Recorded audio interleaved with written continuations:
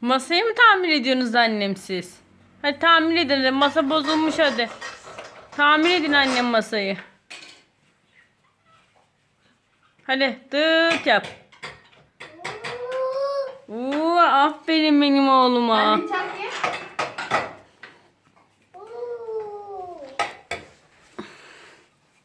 Hadi. Aferin sana. Hadi. O nerede? Öbür kabuğu nerede? Hadi. Taktım. Var mı başka? Bunlar da sıkayım bunu. Sırdı. Sen de yap anneciğim. Hadi sen de yap. Sen de öteki vidayı sık. Evet sen de bunu sık hadi. Bunu. Bunu sık. Hadi aferin benim oğluma. Tamam bu doldu. Bu gergin dur. Şu burası gerginmiş dur.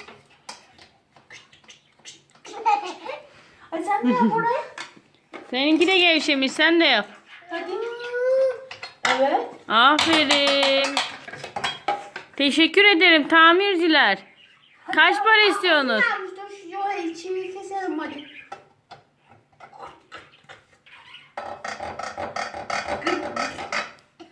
Sen de kes. Hadi sen de. Sen de kes amca. Şimdi doğru delik deleceğiz. Doğru açacağız. Hadi duvarı del, dır yap duvara. Hani vurdur nerede? Elinde.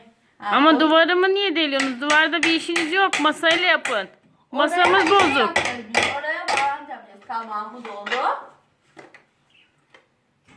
Hadi. Vırr. Vırr.